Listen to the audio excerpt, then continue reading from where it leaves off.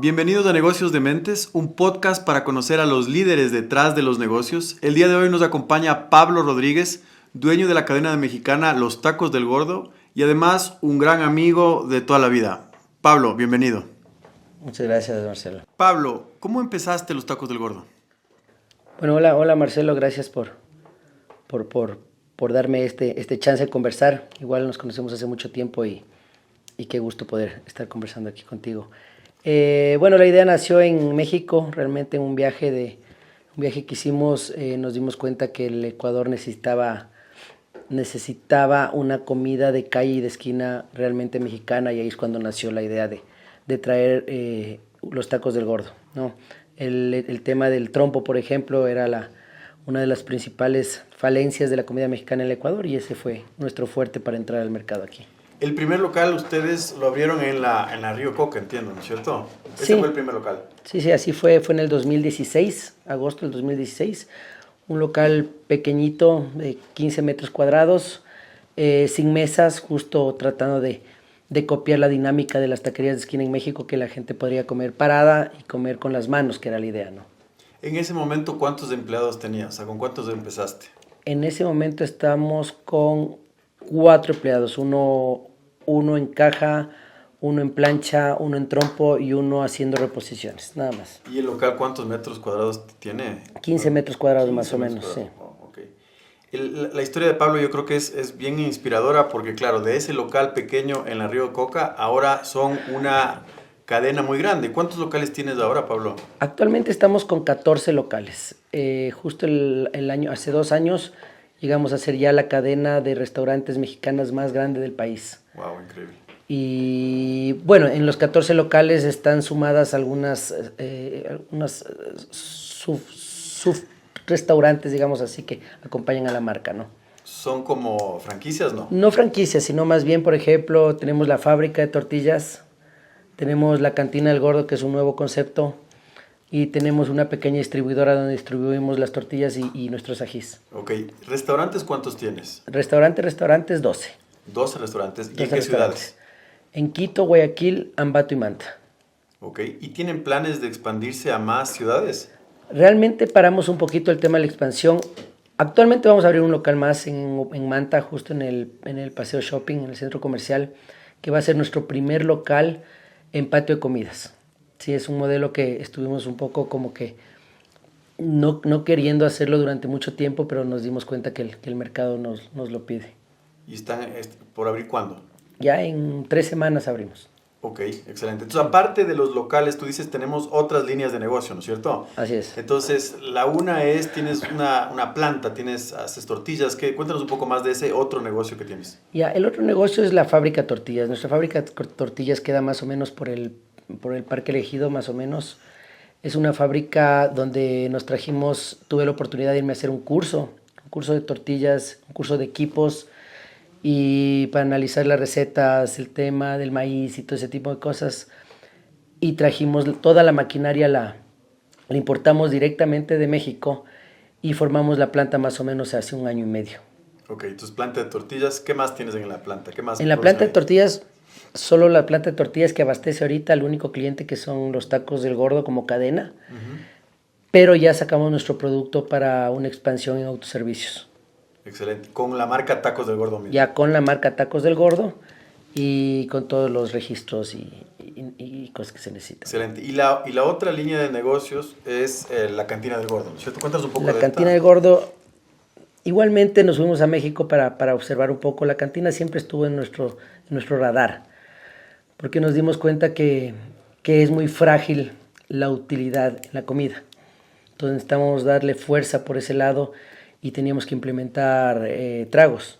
Okay. Por eso es que abrimos la cantina, y es un lugar donde, claro, la gastronomía mexicana sigue siendo una gastronomía mexicana de verdad, con un valor agregado especial, a diferencia de muchos otros restaurantes mexicanos, pero dándole muchísima fuerza a la barra y a la coctelería, ¿no? Ok, excelente. Entonces, este es otro concepto, es un poco más high-end, digamos, ¿cierto? Para un mercado un poquito más... Totalmente. Que puede pagar un poco más. Y totalmente. También tiene bebidas alcohólicas, ese es un poco el concepto. Las bebidas alcohólicas y un poco de diversión, de música fresa que llamamos aquí. Uh-huh. de que la gente pueda pararse, pegarse un trago, disfrutar, también bailar un poco. Y claro, diríamos que es la línea gourmet de los tacos del gordo. Excelente. Entonces, nuevamente el tema de la inspiración, ¿no es cierto? Tenías 4 empleados, 15 metros cuadrados y ahora tienes más de 14 locales. Sí. ¿Cuántos empleados tienes ahora mismo? Estamos con más de 70 ya. 70 empleados. 70, sin contar los de la fábrica, que ahí podrían llegar a ser unos 85 más o menos. Y pasaste obviamente de una facturación de un punto, estábamos leyendo en la revista Forbes que te hizo la entrevista, casi más de $200,000 mensuales en venta de toda la cadena. Sí, o sea, nuestro primer mes de facturación fue de $4,000. $4,000 nuestro primer mes y gracias a Dios actualmente estamos por sobre los $200,000 mensuales. ¿Qué planes tienes con los tacos del gordo a futuro? Entonces, dijiste que el tema de la franquicia no es un camino el tema de la franquicia. Cuéntanos un poco más de esto. ¿Por qué no la franquicia o tienen pensado expandirse a través de ese modelo? ¿Cuál es la mirada a futuro? Creo que, o sea, al final nuestra expansión ha sido un poco lenta, pero un poco más segura. El tema de las franquicias creo que sigue siendo muy informal en el Ecuador. Entonces, yo trabajé en franquicias, como tú conoces, trabajé en Subway, que era una franquicia internacional, y también trabajé en Cadillac, que era una franquicia nacional, y trabajé desde los dos lados, ¿no? Entonces me di cuenta que en todos los aspectos hay muchas falencias y muchos procesos, y en el tema legal hay muchas complicaciones. Entonces realmente es como algo súper peligroso para la marca. Yo creo que franquiciar es muy peligroso si es que no se hacen las cosas bien, pero necesitas de demasiados aspectos para que funcione. Ok, entonces el plan a futuro, ¿por dónde iría? Ahorita, como te decía, la expansión la paramos un poco para controlar un poco el tema de costeos. Sí se nos complicó un poco la operación por el tema de las diferentes ciudades. Nos tocó crecer en el tema administrativo y operacional un montón en nómina. Y eso nos complicó un poquito los números. Entonces nos hizo como que parar un poquito y estabilizarnos. Ahora, ¿cuál es nuestra idea? Nuestra idea es internacionalizarnos. ¿Sí? Obviamente no perder oportunidades si es que nos aparece una buena ubicación y todo. Claro, tenerla en cuenta, pero nuestra opción ahorita es salir al mercado internacional. Yo creo que, como les decía, yo conozco a Pablo ya también porque es amigo mío desde la universidad. Y creo que es una historia de éxito porque, claro, nosotros vemos los tacos del gordo, la cadena está exitosa, todo va viento en popa. Sin embargo, antes de eso hay una historia, ¿no es cierto? Entonces cuéntanos un poco tu historia como emprendedor antes de los tacos del gordo. Yo creo que los tacos del gordo es justo un resumen de varias cosas, del tema educativo, que es muy importante, ¿sí? Del tema del conocimiento. Yo soy administrador en empresas hoteleras, de restaurantes y hospitalidad, que une eso con fracasos, con un montón de fracasos que han venido atrás y con experiencias buenas y malas de lo que se ha podido tomar de uno y otra quiebra. Yo creo que el conjunto de todo eso llegó a que los tacos del gordo hasta el día de hoy, en cierta forma, haya sido un éxito, ¿no? Antes de los tacos del gordo, ¿qué negocios de restaurantes tuviste? Yo siempre estuve en el mundo de restaurantes. Mi primer restaurante fue un restaurante de cangrejos que había en la Amazonas y Robles. Y luego de eso, justo con Marcelo, trajimos Subway. Fuimos franquiciados de Subway, ¿no? De uno de los locales de Subway. Llegamos a tener 2 locales. Llegamos a tener 2 en 3 ubicaciones. O sea, tuvimos Mariana de Jesús, tuvimos el Recreo y también tuvimos movimos a Cumbaya. Y justo a eso voy. Realmente para mí Subway fue una escuela gigante. Era la cadena de restaurantes con más locales en el mundo, incluso superando largo a McDonald's. Entonces toda la teoría, todos los procesos, esa parte yo logré implementarla en mi primer local de los tacos del gordo, que si ustedes analizan un poco, es como una línea de producción parecida a la que cuando se hacía sándwiches. Comenzando con trompo y pidiendo si es que quieres cebolla y cilantro o no, y si quieres sí o no, y pagando al final. Entonces, esos conceptos que yo aprendí en Subway también los logré aplicar acá. Y obviamente lo que más apliqué fueron los errores que tuve en todos los otros restaurantes, ¿no? sobre todo por darte ejemplos, no poner restaurantes en segundo pisos, es complicado. No emocionarse por una ubicación si es que el arriendo es extremadamente alto. Y claro, buscar siempre el costo, que es muchas veces mucho más importante que la propia facturación.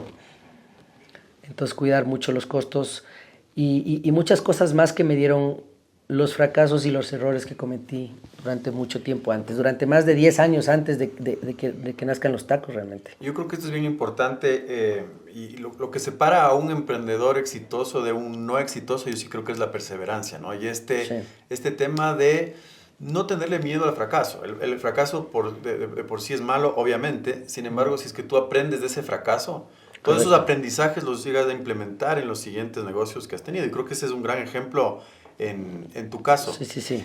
A la persona que está en este momento empezando un restaurante o que no le está yendo tan bien, ¿qué consejo le darías?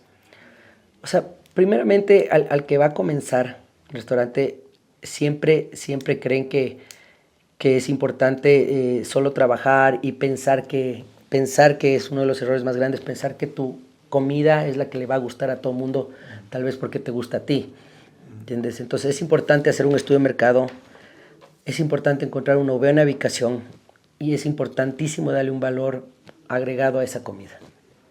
Si es que esa comida va a ser parecida a las otras comidas y solo le vas a bajar $1 y vas a competir por precio, la jodiste. Si esa comida es mejor que la otra, pero es 3 veces más cara, también puede estar complicándote. Si piensas que tu comida es tan buena que te puedes poner en las faldas del Pichincha, igual no va a ir nadie. Entonces, son cositas que hay que analizar, pero sobre todo hay que echarle ganas y no asustarse, ¿no?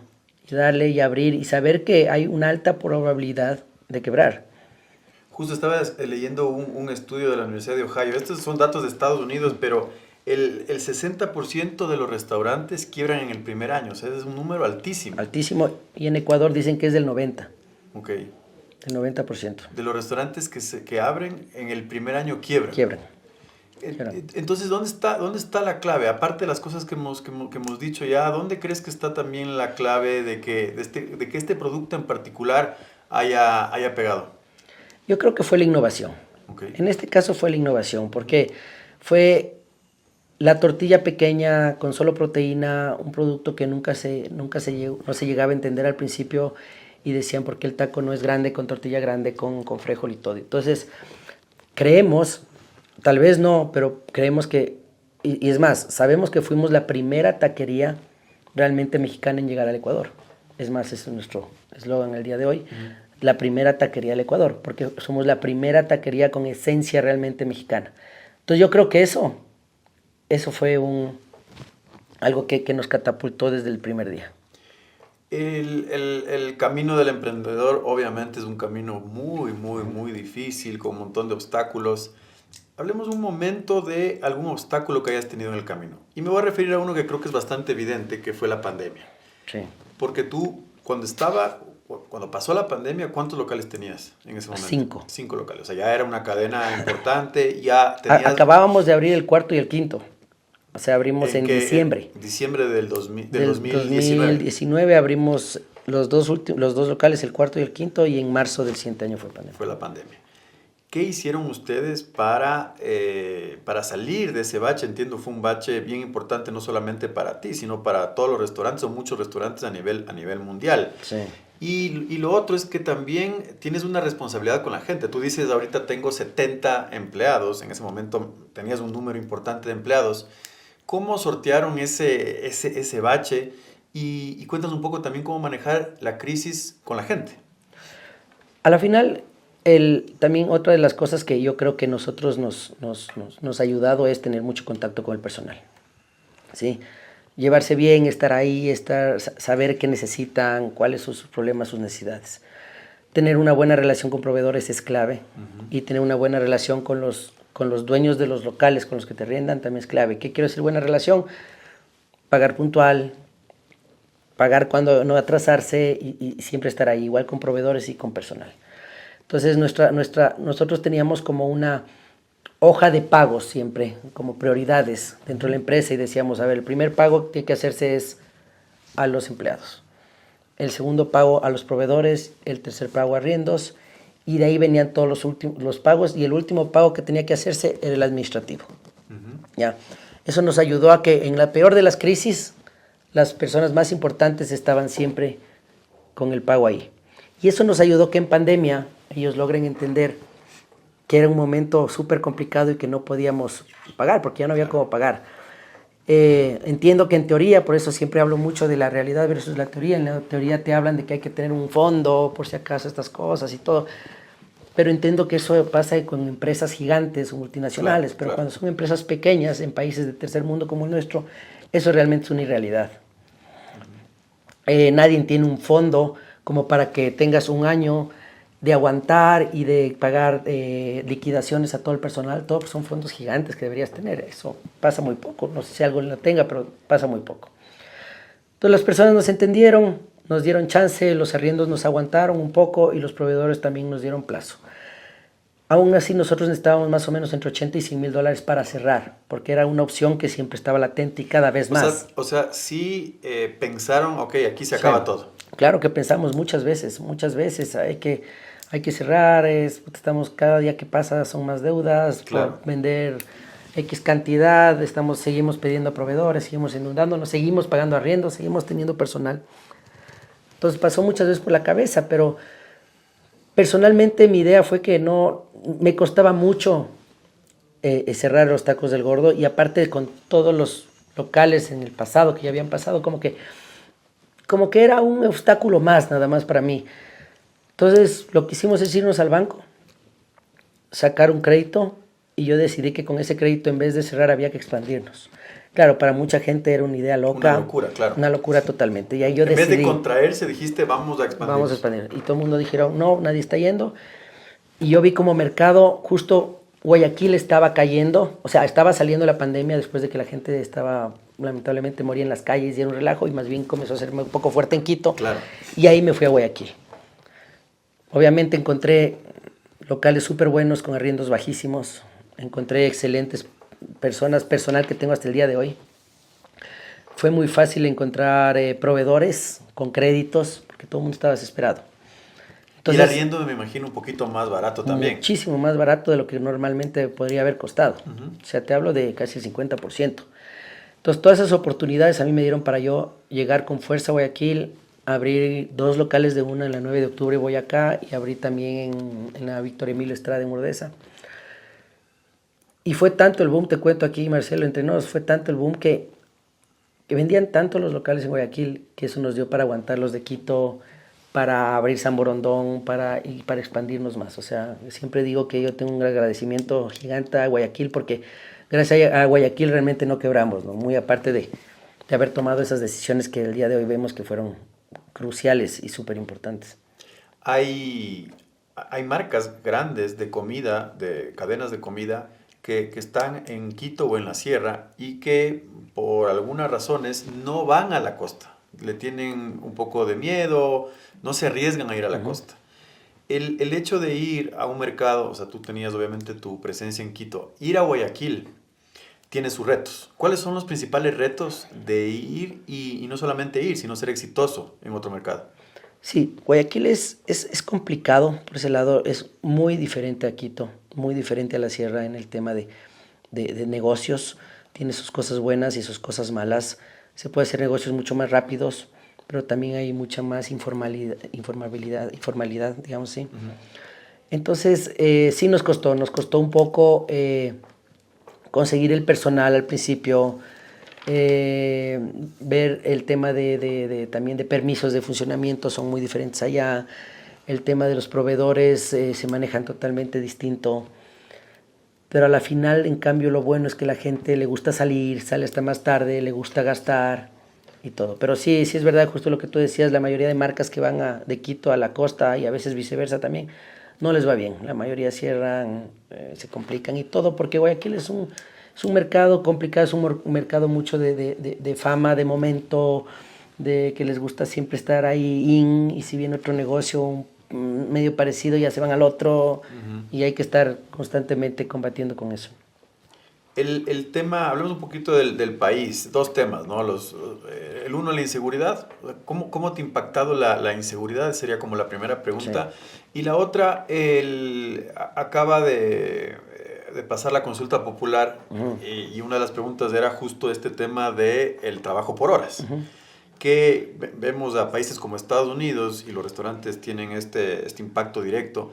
En Estados Unidos un operario trabaja por horas, entonces así las grandes cadenas contratan de esa manera. Entonces, esos dos temas coyunturales, ¿cómo les ha afectado? Entonces, empecemos primero con la inseguridad y luego con el tema del trabajo por horas. El tema de seguridad fue casi igual de fuerte que la pandemia para nosotros. Increíble. Casi igual de fuerte, porque todos mis locales están en calle. Entonces, ninguno tiene seguridad, no están en centros comerciales, no están en plazas. Porque ese fue siempre el modelo de negocio, una taquería de calle. Y yo he tenido bastantes sustos en muchísimos de los locales, ¿no? Especialmente en la costa. En la costa es bien complicado el tema de la seguridad. Nos ha tocado contratar guardias privados y es un montón de cosas. Y mientras suben los asaltos, los sicariatos y los problemas, va directamente proporcional con la baja de las ventas. Es impresionante. Entonces, si en la costa matan a alguien importante, las ventas bajan. La gente se guarda hasta que vuelva a pasar la situación y otra vez sube. Entonces, claro, si te enfrentas a eso en la costa de que tienes una venta no constante y que te complica un montón en los flujos, y la final nos ha tocado vivir con eso, nos ha tocado acostumbrarnos, pero sí ha sido un golpe durísimo el tema de la inseguridad. Durísimo, durísimo. Me imagino que en algunos locales tendrás que invertir. ¿Invertiste en cámaras? Sí, o en todos. Incluso en todos los locales cámaras. Todos los locales. ¿Y guardianía física? Guardianía física en el 80%. Eso obviamente sube los costos y totalmente, sube los costos, te mata la rentabilidad. El otro tema era el trabajo por horas. ¿Cómo ves ese tema? ¿Tú eras optimista de que eso pase? ¿Cómo hubiera impactado eso a tu negocio? Yo creo que nos hubiera ayudado un montón como país. A la final es un tema complicado de conversarlo. Estaba seguro que no iba a ganar. Sí. Como te digo, tengo mucho contacto con la gente con la que trabajo y estaban clarísimos en que esa no. O sea, cualquiera, pero esa no.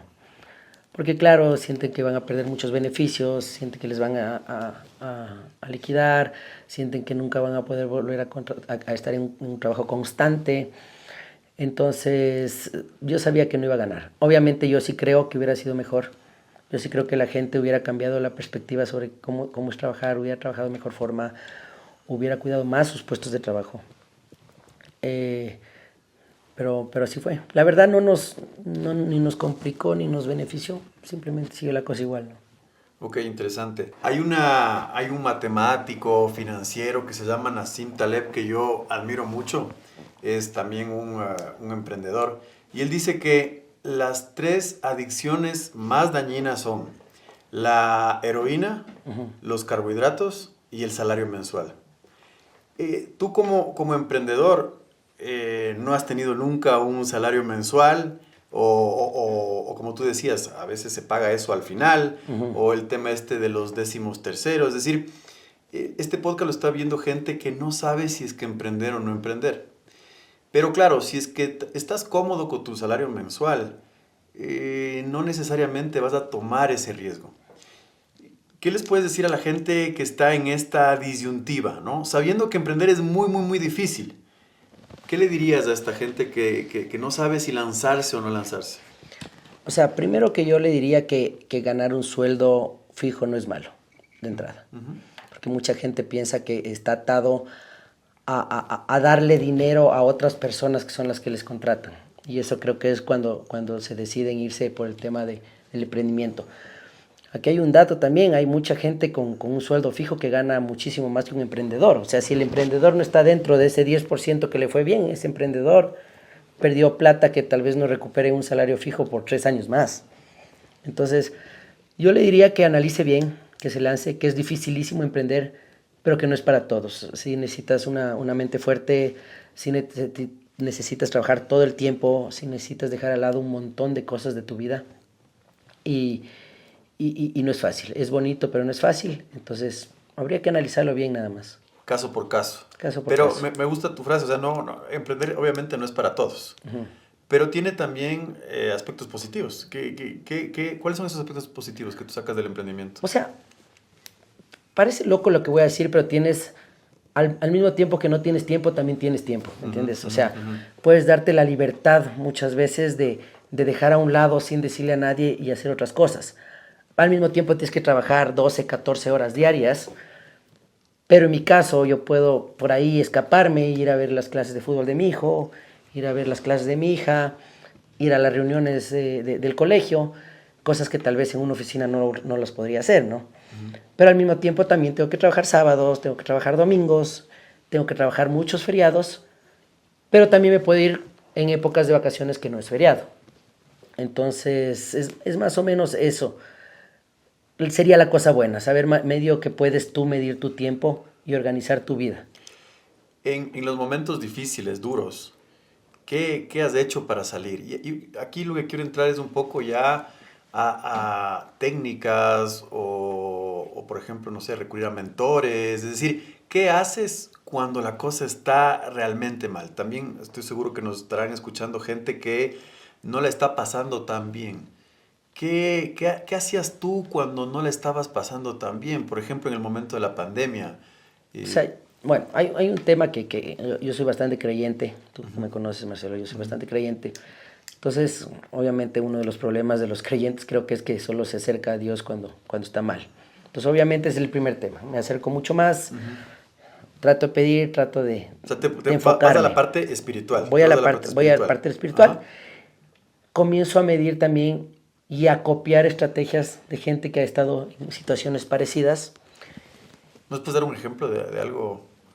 Por ejemplo, en nuestro gremio nos conocemos bastante entre todos. Entonces, no entre todos tienen la soltura y la tranquilidad de dar datos ni de darte consejos, ¿no? Pero si logras llegar a un grupito de que te llevas bien y todo y poder tener datos, es interesante también recurrir a estas personas y pedirles consejos. Muchas veces la gente no pide consejos por orgullo o por un montón de issues que tiene uno en la cabeza, pero eso hago yo, también ver gente que está parecida a lo que yo estoy pasando, en mercados parecidos, y pedirles consejos. Y muchas veces te dan consejos que vos realmente no te los hubieras imaginado. ¿Te acuerdas de alguno? ¿Cuál fue el mejor consejo que te han dado? Siempre le menciono a mi vecino, a Franklin Tello, que es mi vecino, y realmente él me ha apoyado un montón, me ha ayudado un montón. Franklin Tello, que es parte del equipo que lidera el Grupo KFC. El Grupo KFC, exactamente. Entonces él me ha dado muchos consejos, me ha guiado un montón. He tenido la tranquilidad y la confianza de preguntarle algunas cosas. ¿Te acuerdas de uno así, como para compartir algo que...? Un poco el tema de expansión. Él me ha ayudado un poco en el tema de expansión, le he dado un par de ciudades, le he dicho a otro vecino qué le parece esto y qué le parece esta, y él me ha dado una mano. Me ha ayudado también con el tema de recursos humanos, un montón. Me dio unos tips con su gente para manejar un poco mejor el tema de recursos humanos. Y siempre en constante tenemos una amistad, digámoslo así, de que siempre hay esa confianza, ¿no? Entonces, qué suerte tener ese vecino, Pablo. ¿Ah? Sí, la verdad fue... Justo él está en la industria. Justo está en la industria, Yo podría decir que claro, es una de las personas a las que mucha gente de nuestro medio le tiene un montón de admiración, ¿no? ¿Crees que... ¿Tú crees en la suerte también o no? Sí, también creo que hay una parte de suerte, sí. ¿Y en el éxito de esto hay algo de suerte? Yo creo que hay un poquito de suerte también, sí, siempre. Mis amigos también me joden que soy súper suertudo, pero yo creería que es más un tema de una fórmula que es un poco complicada que falle, que es la fe con el trabajo y con la honestidad. Yo creo que juntando esas tres cosas es bastante complicado. Y también, así como hay la gente buena, los mentores, etcétera, hay gente que no necesariamente te da un buen consejo. ¿Cuál es el peor consejo que te han dado? El peor consejo que me han dado es en el tema empresarial, podría haber sido comprar autos. ¿Sí? ¿En qué sentido? O sea, ¿comprar autos en qué sentido? Por ejemplo, compramos una época una van. para distribución, Ok. y luego una camioneta para distribución. Nos dimos cuenta que eran gastos innecesarios.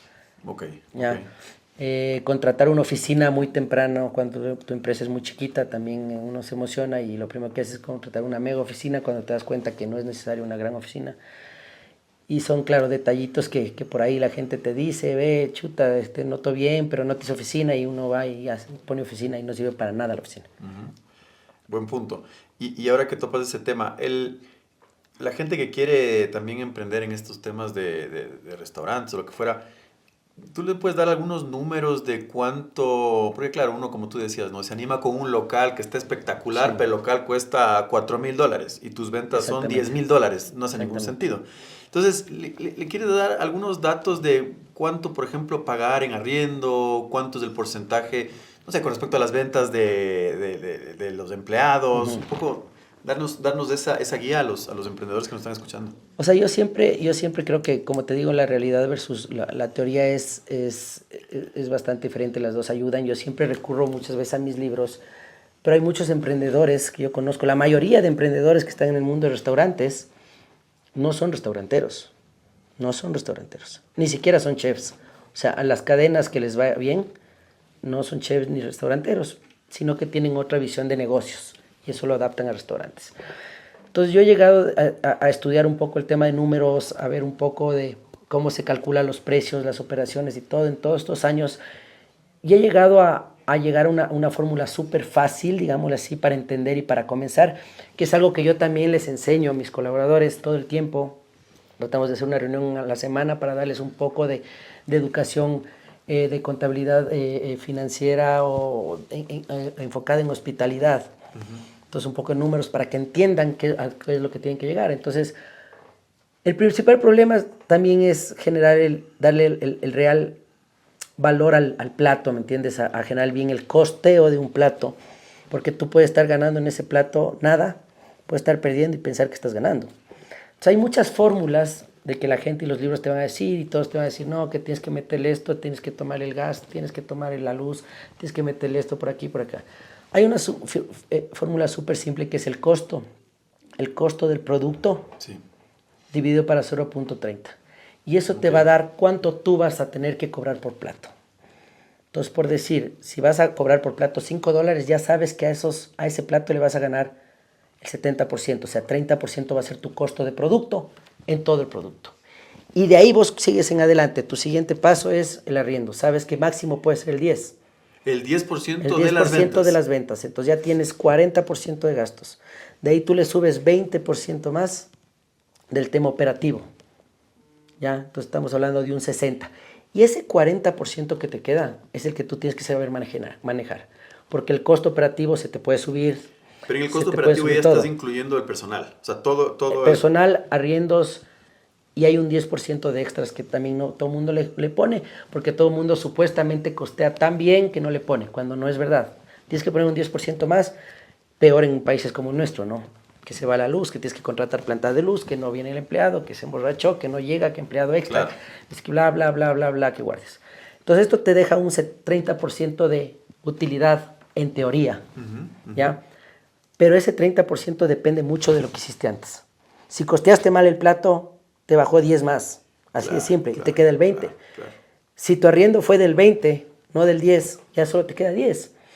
Y si por ahí vienen muchas otras fallas, o contrataste más personal que el que debías, o pagaste demasiadas horas extras, o afiliaste mal, o estás liquidando mucho, se te comió la utilidad y comienzas así de rápido a perder. Es que es un negocio que A tienes que perder. estar en el detalle de En el los, detalle de los centavos, del centavo del los manejo, porcentajes. O sí, del sea, porcentaje. 1%, 2% ya te puede hacer la diferencia. Entonces ahora nosotros como empresa, de cada departamento, nosotros nos presenta algo simple, como que te dice, este es el porcentaje. Entonces, este mes en personal, ¿cuánto gastamos? El 25%. Te comiste 5% de la utilidad, así de simple. Claro. ¿Ya? Si en vez de ser el 20, fue el 18, tuviste 2% más de utilidad. ¿Entiendes? Y habrá locales que te comen más arriendo que otros, pero en proporción los dos tienen que estar máximo hasta el 10%. Entonces, de aquí en adelante nosotros, si vamos a ver un local que ya va a subir eso a 12%, ya no coges ese local. Qué interesante. Nosotros cuando estuvimos en esta aventura de Subway, que nos metimos juntos, algunos locales eran rentables, otros no. Sí. En tu caso en particular, ahora, ¿todos tus locales son rentables? Yo te diría que sí, sí, pero hay algunos que tienen la rentabilidad muy baja, y otros que tienen muy, muy alta. ¿Ahí qué haces? ¿Le das la vuelta al negocio? ¿Tratas de exprimir un poco más los costos? ¿Cierras el local? ¿Qué has hecho? Ahora, a la final, cerrar el local es la última opción para nosotros. ¿Por qué? Por un tema de marca. Más que todo por un tema de marca, más que por un tema de números. Yo sí creo que hay un par de locales que se podrían cerrar, ¿sí? Y que, claro, no pasaría nada. Más bien ayudarían en el tema de logística. Pero por el tema de marca a veces no se ve bien. Hay que aguantar hasta que se pueda, porque a la final, si es que el local te sigue dando utilidad, por más pequeña que sea, debes tenerlo. Obviamente tienes que hacer más esfuerzos en marketing, bla, bla, bla, un montón de cosas. Pero no es la opción para nosotros cerrar, intentar no cerrar nunca, hasta que se pueda, ¿no? Claro. Uno de los retos que yo veo más importantes de un restaurante es el mantener la consistencia en el servicio y en la comida. Sí. Vamos a tener en este espacio, en este podcast, a la gerente de McDonald's y esa es yo creo que esa es una de las marcas que lo hace A la perfección. a la Claro. perfección. Es decir, Claro. te comes una Big Mac aquí y es exactamente igual que si te vas a Lima o a Seattle, a donde sea. Tú, ¿cómo logras esa consistencia en el producto y en el servicio? Es decir, que si yo voy al local de la Río Coca, me como el taco al pastor, que es el que me gusta a mí, y voy al local de Urdesa y el taco al pastor se mantiene casi igual. Verás, es muy complicado eso. La verdad, eso es súper complicado. Primero, no a todo el mundo le va a gustar tu producto. Y depende de muchos factores. El tema del servicio, muy aparte de la mega capacitación que le puedas dar, la constante capacitación, ¿verdad? La redundancia le puedas dar al empleado, depende del estado de ánimo, depende de qué pasó ese día en su casa, qué está pasando en su vida, qué está pasando con su familia, para el tipo de servicio que dé. Entonces, la verdad, intentar que el servicio se mantenga es muy difícil, pero es el objetivo y es el constante trabajo que todos hacemos. En el tema de calidad, lo que hemos hecho es tener centros de acopio para distribuir los ítems básicos. Tenemos uno de justo donde fue nuestro primer local, ahora toda la casa es nuestro centro de acopio para la sierra. Y en la Víctor Emilio Estrada, la parte de atrás de la Víctor Emilio Estrada es un galpón, que es el centro de acopio para la costa. Entonces ahí tratamos de hacer las bases estándar, las mezclas básicas para solo poder distribuir y que se mezclen con los otros productos en cada local. Pero igual, como te digo, puede pasar que se le va la mano al uno, y ya nos ha pasado que también nos costó tiempo entender que en la costa los tiempos de cocción en planchas y en trompos son totalmente diferentes a los de la sierra, el tema del aire y del calor. Entonces, hay que manejar eso. Se maneja obviamente como aprendimos en Subway, ¿no? Con recetas estándar, con procesos, con manuales, con todo. Pero aún así es muy complicado. Es complicado. ¿Y el tema de proveedores? Ayuda también, o sea, tener unos proveedores calificados, Ayuda un montón. constantes. Eso ayuda un montón. Por eso te decía que la relación con los proveedores es súper importante. Y que el proveedor no cambie la calidad y que el proveedor siga haciendo lo mismo. Y muchas veces ese valor, como decía, ese precio más alto que te da cada proveedor, a diferencia de muchos otros que puedes encontrar, vale mucho más la pena que bajar el precio en esos temas. Mencionaba que va a venir a este espacio la gerente del Ecuador de McDonald's. ¿Qué le preguntarías a ella tú para transmitirle esa pregunta cuando venga? Yo le diría que cómo hace cómo hace para que la gente haga el proceso como tiene que hacerse. Porque el proceso Ya está está. escrito, hay libros, en Subway nos dieron un manual que era gordote y ahí estaba todo, o sea, no había que No inventarse. había por dónde perderse. El tema, el reto, como tú dices, es cómo hacer que la gente cumpla ese Cumple ese manual. proceso, exactamente. ¿Tú qué estás haciendo para que eso pase? Por consejo de gente, como te digo, de mentores, digamos así, se contrata más auditores, ¿sí? Entonces, claro, hay los chicos de cocina y de ahí es el jefe de ellos, y de ahí el auditor de ellos, y de ahí el auditor de la zona, y el auditor de la ciudad, el auditor del país. O sea, es contratar cada vez más gente. ¿Ya? Eso es lo único que a mí me han aconsejado y lo que medio sí me ha servido de que estén en constante control un montón de personas sobre otra persona, viendo que los procesos se cumplen. Como un sistema de auditorías. Como un sistema de auditorías, para que los procesos se cumplan. Bueno, entonces esa pregunta le vamos a trasladar a Gina, que vendrá en un par de semanas a este espacio. Para ir cerrando, vamos al tema un poquito más personal. Para conocer al emprendedor por detrás, la parte humana, ¿qué hace el Pablo en sus tiempos libres? Cuando no está manejando la red de taquerías más grande del Ecuador, ¿qué haces como para complementar y bueno, tener esa paz mental de poder seguir operando un negocio con tanta presión?